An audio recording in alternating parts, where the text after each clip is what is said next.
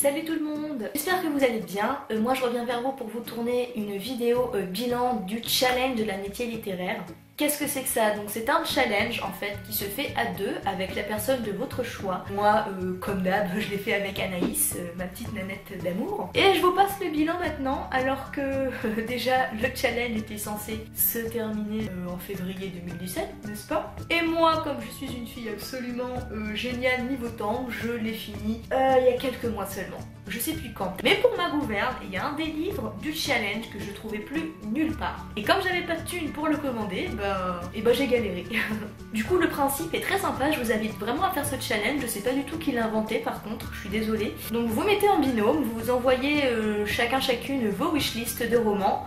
Et en fait, votre binôme va sélectionner pour vous un roman de cette wishlist à lire par mois. Donc normalement c'est sur 6 mois. Par contre, j'en ai eu 7, je me rends compte. Et je sais pas pourquoi j'en ai 7 et pas 6. Peut-être qu'on a fait 7 mois et que j'ai oublié. Dans tous les cas, les romans que je vais vous présenter, c'est Anaïs qui les avait donc choisis pour moi. Et je vais commencer par celui que j'ai le moins apprécié à celui que j'ai le plus apprécié. Parce que je serai incapable de me rappeler dans quel ordre je les ai lus. Alors bonne nouvelle, sur 7 romans, il n'y a eu qu'un seul flop. Il s'agit de Animal de Victor Dixon. Il se laisse lire, c'est assez sympa ma foi. Au début j'étais bien dedans en lisant, mais plus j'avançais, et plus l'intrigue, elle devenait chelou.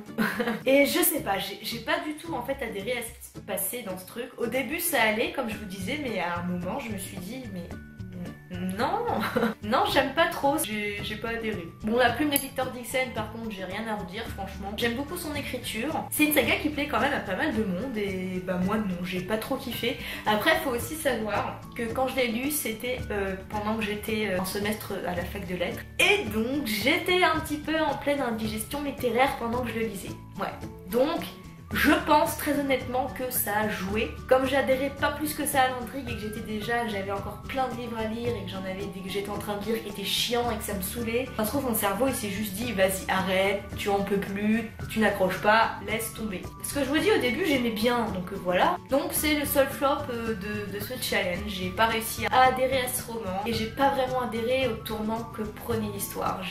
J'ai pas accroché. Du coup je lui mettrais 2 étoiles sur 5.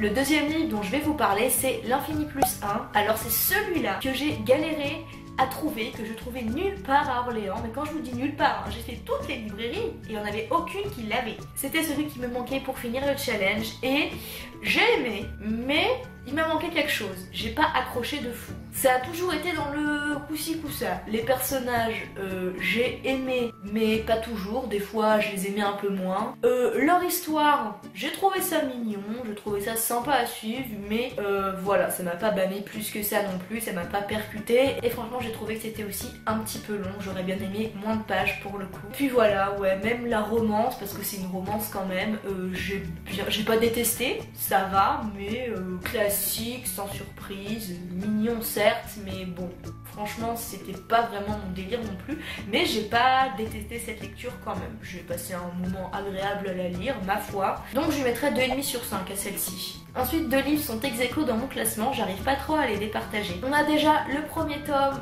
du Joyau, écrit par Amy Wing, si je me...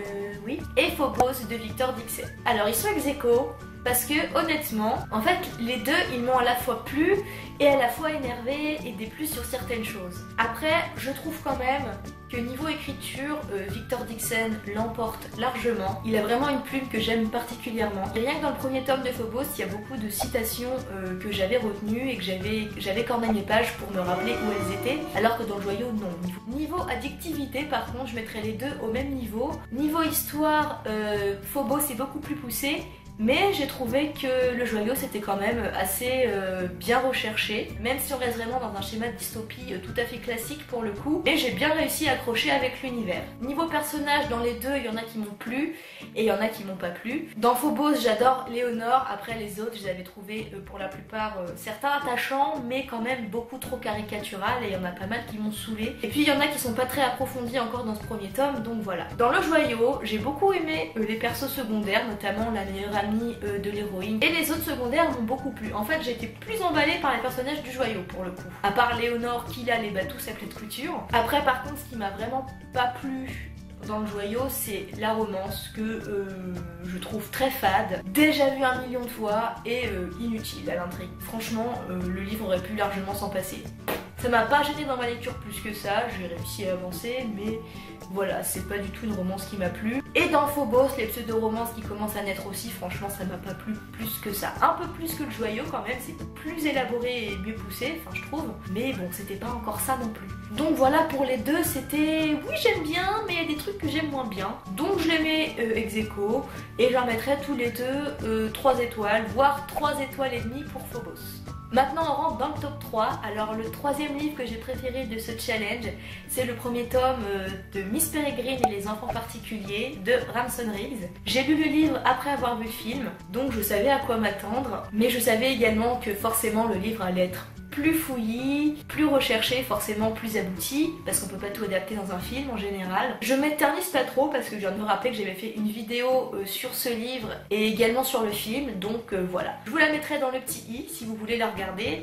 Mais voilà, moi j'avais énormément aimé le roman. C'est vraiment un bon début de saga, je trouve l'ambiance vraiment particulière. L'ambiance un peu étrange du roman me plaît beaucoup.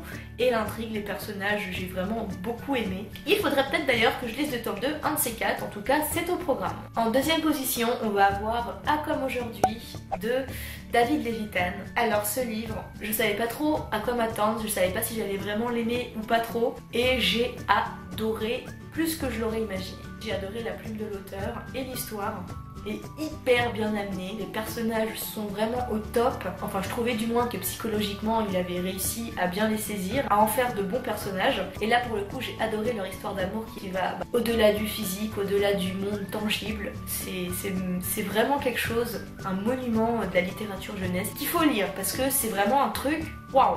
Et bah voilà, c'est une lecture qui m'a marqué, qui m'a beaucoup plu, beaucoup émue et vraiment qui m'a fait passer un moment délicieux. C'est un livre que je recommande à tout le monde. Le premier de ce classement, alors là ça n'étonnera personne, c'était un truc qui était dans ma wishlist depuis longtemps et grâce à Anaïs, eh ben, j'ai pu enfin trouver l'excuse pour me lancer. Il s'agit donc du premier tome des Chroniques lunaires, Cinder, de Marissa Meyer.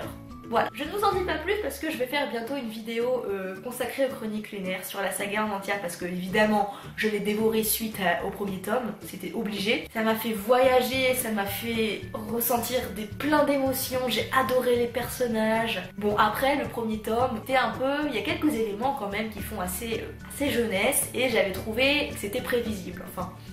Je pense que c'était fait exprès hein, parce que franchement c'était tellement gros comme une maison la révélation finale... Enfin, je sais pas, franchement. Mais il y avait tellement un truc au niveau de l'univers. C'était vraiment hyper prenant, alors que vous aimiez la SF ou pas, je pense que ça peut vous plaire. En plus, c'est hyper élaboré, mais sans être compliqué. J'ai adoré les personnages. Cinder est une héroïne au top du top. Et même les secondaires, les antagonistes, ceux qui sont pas sympas, tous les personnages, ils ont vraiment une identité. Et ils sont hyper bien fournis. En tout cas, l'auteur arrive à nous faire passer tellement d'émotions diverses au travers d'eux que c'en est impressionnant. Et puis la petite mise en bouche de la romance, de la romance envisagée, mais plus compliquée que ça, entre Cinder et Kaito. J'ai adoré. Et voilà, l'auteur a su me faire rire, me faire voyager, elle a su m'émouvoir, me prendre au jeu. Donc énorme coup de cœur pour les Chroniques lunaires. Donc voilà, c'est tout pour moi au niveau de ce challenge. J'ai enfin sorti la vidéo. Je crois qu'Anaïs attendait ça depuis un petit moment. Mais je crois aussi qu'elle a l'habitude avec moi maintenant. Si vous avez lu un de ses romans, je serais très curieuse d'avoir votre avis. Et le challenge de l'amitié littéraire, franchement, j'ai trouvé ça hyper top. Oui, je suis en train de remonter ma chaussette.